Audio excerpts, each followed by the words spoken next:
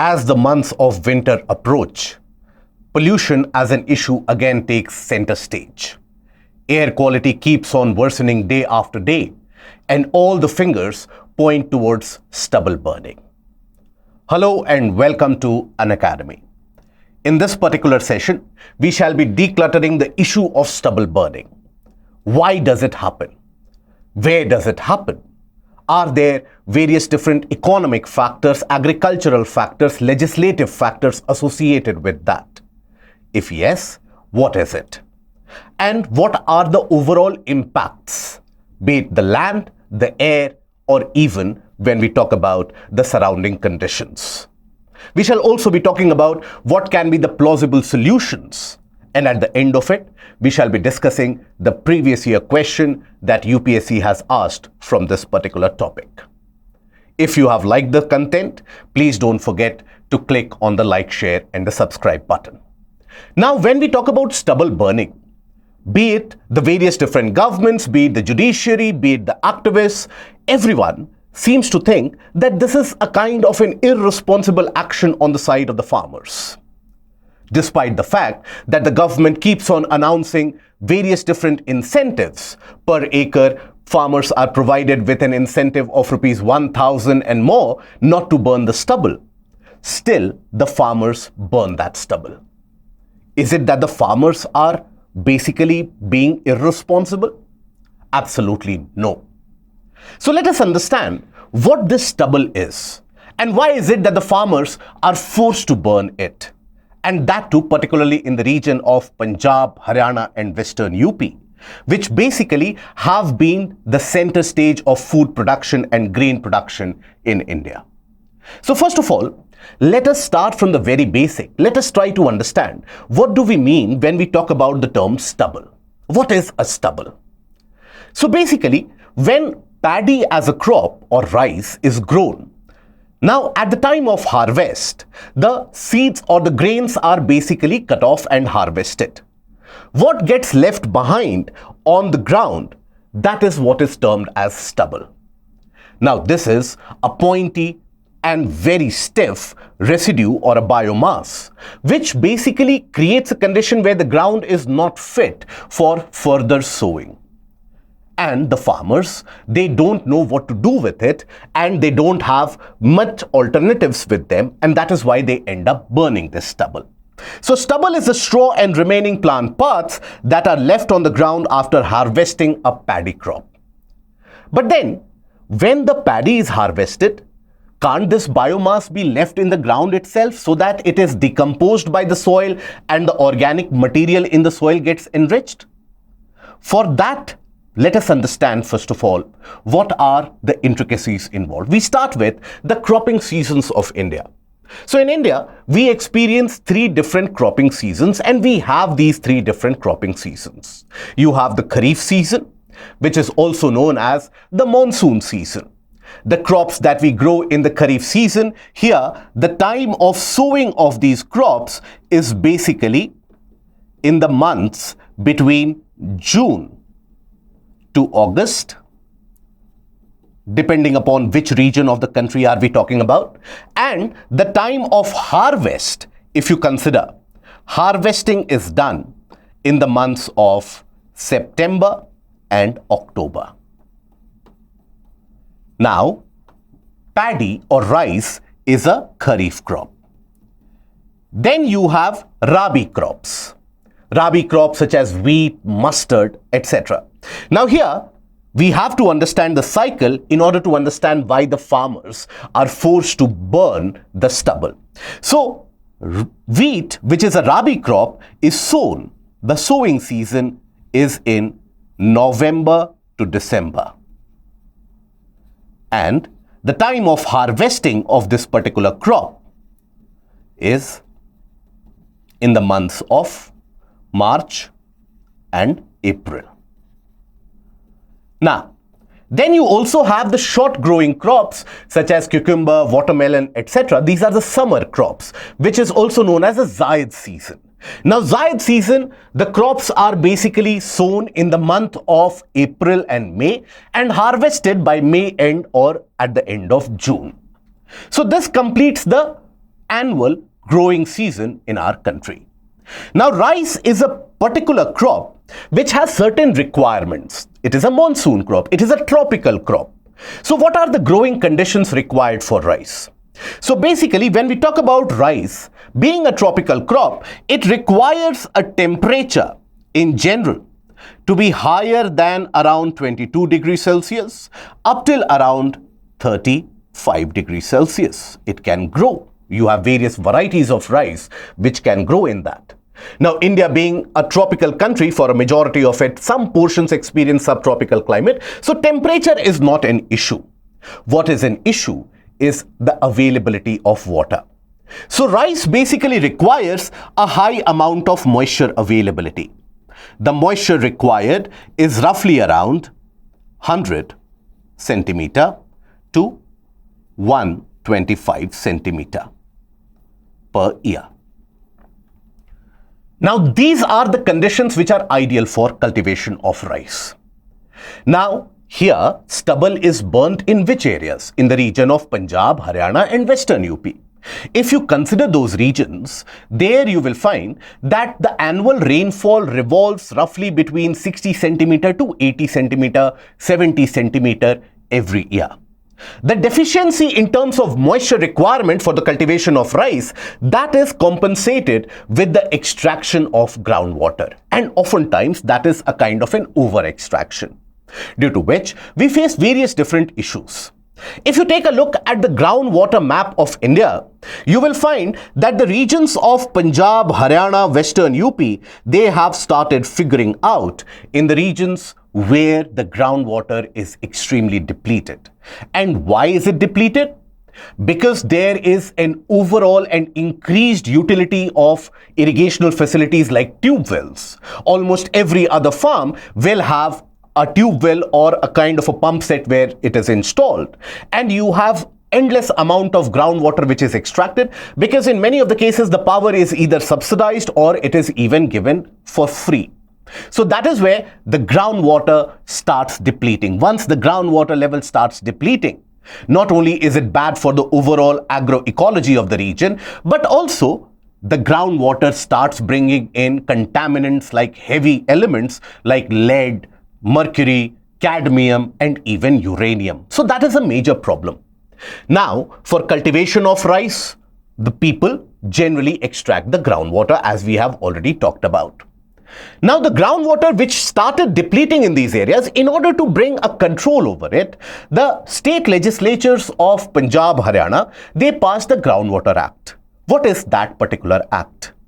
So here, the Punjab Preservation of Subsoil Water Act 2009, that is important for us to understand. Now, what it does, here farmers are forbidden from sowing paddy before 10th of May and transplanting it before 10th of June.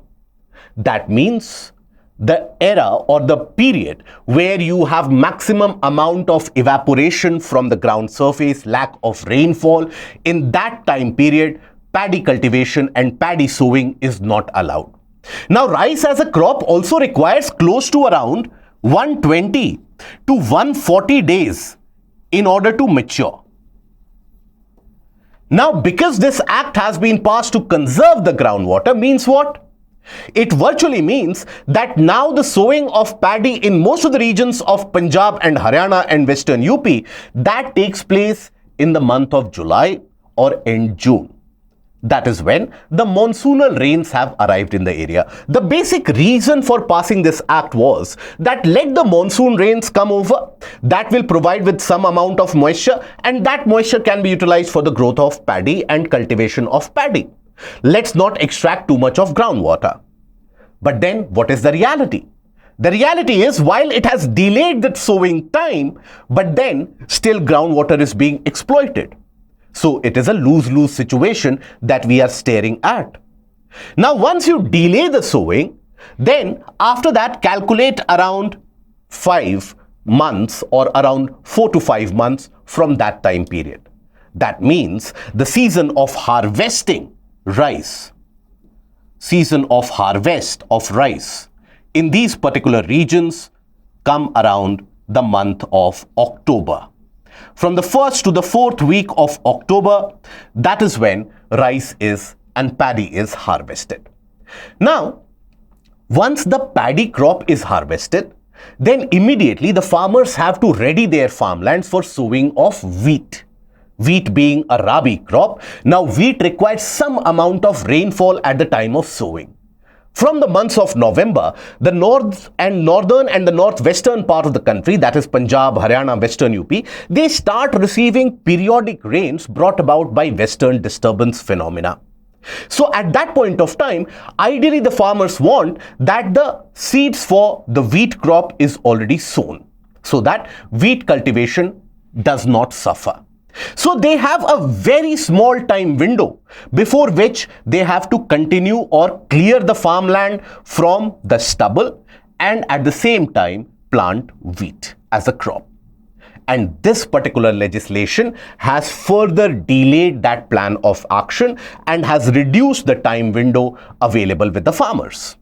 So here, if we were to summarize all the various reasons that the farmers are forced to burn the stubble, there are various different reasons. First is something which can be clubbed under agricultural reason. Now you see, rice and wheat. This is a cycle which is followed in those parts of the country, northwestern part of the country. And typically that region is not suited naturally for the cultivation of rice. But still the farmers grow rice in large quantity. Why? Because MSP is provided in significant quantity for paddy. And that paddy cultivation provides a significant amount of income to the farmers of the region. So you have a kind of the same cyclical process of rice and wheat, which has not only deteriorated the soil quality, but has also depleted the region of the available groundwater. So here, one of the reason is the rice-wheat cycle and the repetition of that rice-wheat cycle.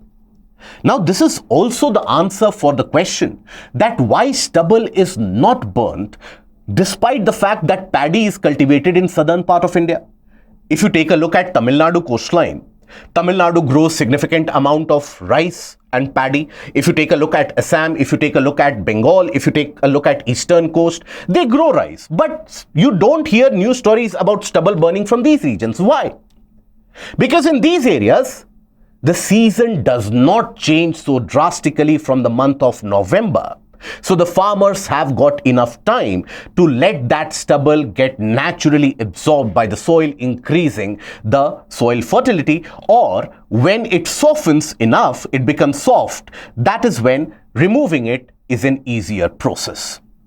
So that is why it is not burnt in other areas, but it is burnt in these regions of Punjab, Haryana and Western UP. So readying the rice or readying the field in that short span of time is one of the necessary requirements. Then other is a legislative reason. What is the legislative reason?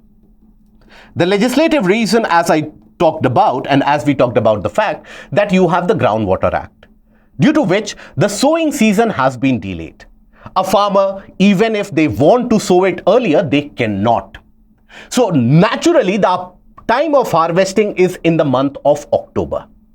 Now that means you have limited time window. So due to the Groundwater Act, now Haryana also has got a very similar Groundwater Act like Punjab. So due to the Groundwater Act, time window is less, very less. Then after that, you have the economic reason. Now this is very important. What is the economic reason?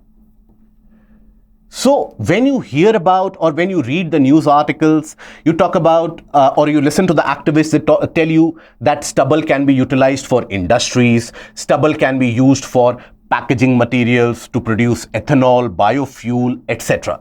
But still the farmers are burning the stubble, means the farmers are irresponsible. No. Extraction of that stubble from the field is the first work that you need to do, is the first thing that needs to be taken care of. Now that is a laborious task. For that you need to deploy labor, and deploying labor is costly. In a particular scenario where majority of our farmers are small or marginal, that means they have a very small size of land holding, not many can afford that labor deployment. Then, when it comes to the role of the government is not able to provide enough machineries like balers, etc., in order to extract all the stubble and in order to compress it to utilizable form. So the farmers are left at the mercy of the nature to clear the farmland because they don't have the money, and the small and the marginal farmers, they don't have that much capacity to buy the machines themselves and operate them for extraction of stubble. So this is where the high labor cost is an important factor. The labor cost is very, very high. So that is when the farmers are left with no particular choice. So they burn that stubble. Now, there can be alternatives which can be provided. But then, as of now, those alternatives are not available. But what is the impact which is created once the farmers are forced to burn that stubble?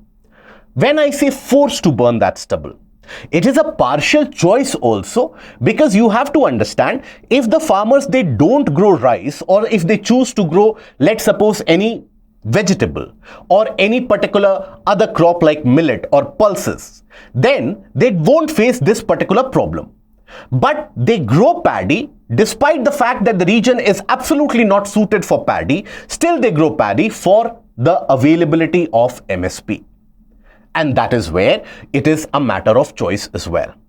Now, the continuous rice-wheat cycle, by the way, that is also depleting the soil of its fertility.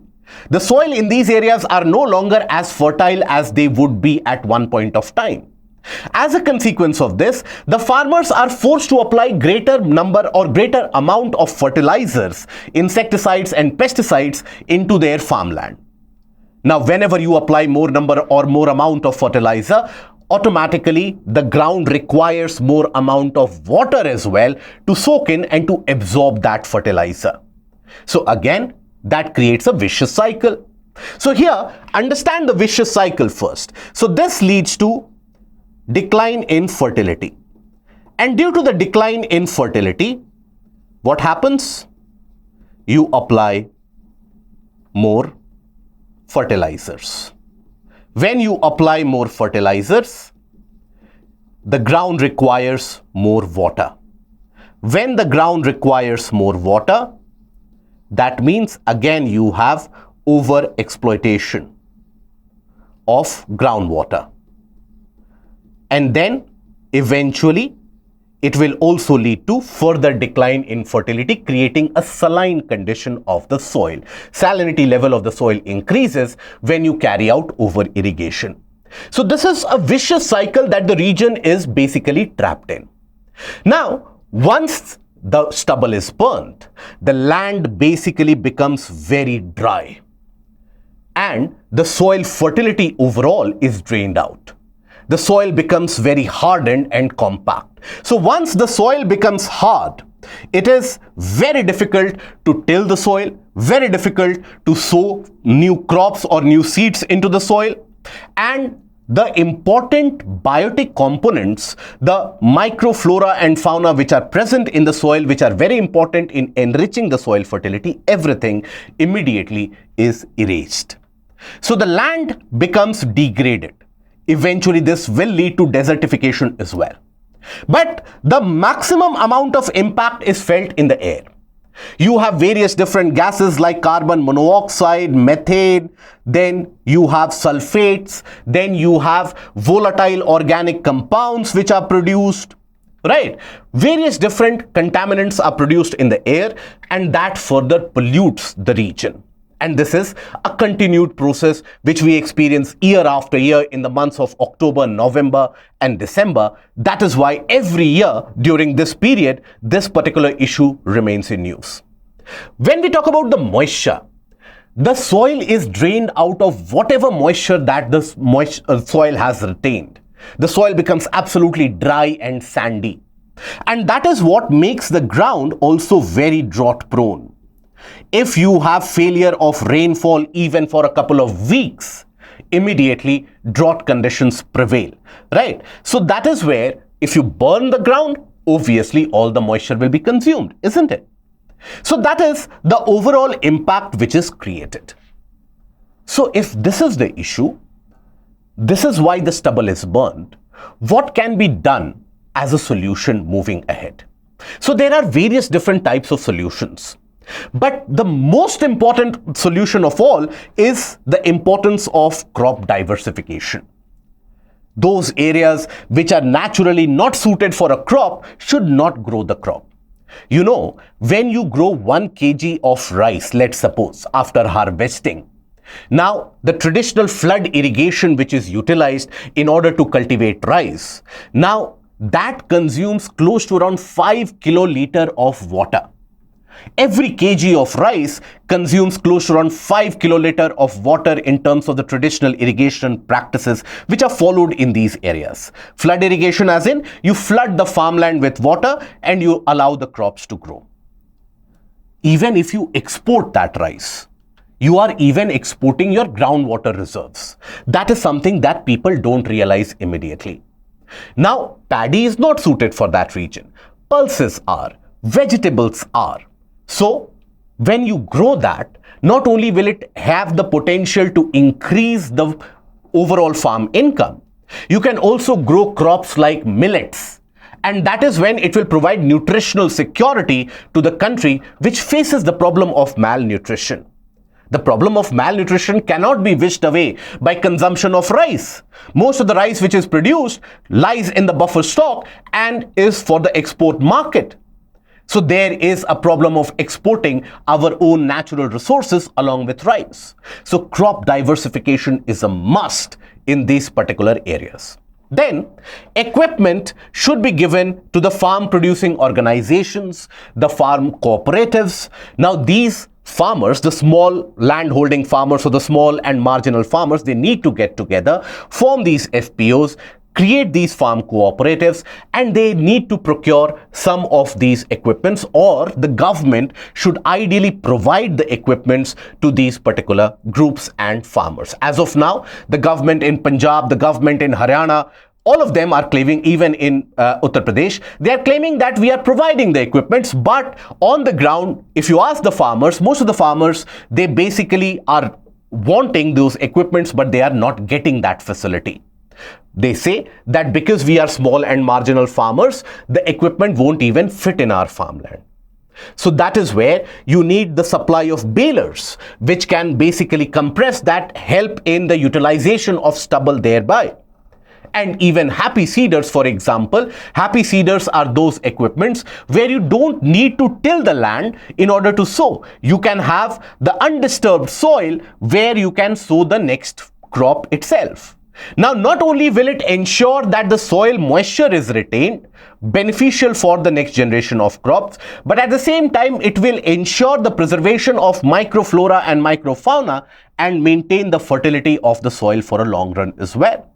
So this can be a solution, but then the government needs to provide encouragement for the formation of FPOs, cooperatives, and then provide the equipment. It will be easier and more implementable on the side of the government as well, on the side of the farmers as well. Then you also have decomposer tablets. Decomposer tablets, as in you have the Pusa decomposer tablets. What they do, it is mixed with water and it is spread and sprayed over the entire farmland. That softens the stubble. And it basically ensures that after that the land can be tilled and ensures the easy digestion of that stubble into the soil, increasing the organic content and the fertility of the soil as well. So Pusa decomposer tablets are one of the solutions. And we need urgently the development of agro industries, because this this remnant of agricultural produce, that is the stubble, it can have multifarious utilities, be it utilization in the production of ethanol. Ethanol blending of petrol is an ambitious program and process of the government which will reduce our imports of fuel, and also our energy dependency will be reduced. We will become more self-sufficient and our foreign exchange reserves can also be conserved. Then also prepared, this stubble can be used for preparation of mulch. What is a mulch? Mulch is something that you apply over the soil in order to ensure that the soil microclimate is maintained, the soil moisture is retained, soil compacting does not happen, soil erosion does not happen. So it is a method of soil conservation. That stubble can be used as a mulch supply by the governments and sold in the market. That can be utilized by farmers across the country. Then, for packaging purposes, for fiber manufacturing purposes, stubble has got many uses. But then the agro industries need to come up and need to take a proactive measure in terms of procuring that stubble from the farmers. And that is when the supply chain will develop, which will ensure the easy transition as well. Okay? So that is all that you need to know when it comes to stubble burning. So here, what have we talked about? What is a stubble, first of all? Why it is burnt? There we took a look at the cropping seasons of India. The legislative reason we have taken a look at it. The Punjab Conservation of Groundwater Act 2009. It delays the sowing process. Then we have taken a look at the economic reason why that stubble is being burnt. The farmers are virtually left with no alternative. All the angles are closed down from around them. And we have taken a look at the impact which is created, why that can lead to greater crop failures going ahead into the future. The pollution that it causes is also something which causes irreparable damage to the health of the larger population. The land gets desertified or degraded to a significant extent. And we have also talked about the possible solutions. Out of the possible solutions, crop diversification is the requirement and the need of the hour. Now let's take a look at a previous year question. Consider the following: carbon monoxide, methane, ozone and sulfur dioxide. Which of the above are released into atmosphere due to the burning of the crop or biomass residue? This was a question asked in the prelims. Think about it. Whatever you think is the correct answer, put that in the comment section below. That brings us to the end of the video. I hope you have liked the video and the content of it. Please click on the like, share and the subscribe button and put that in the comment section below along with the answer of that previous year question. Till we meet again, take care. Goodbye. Thank you.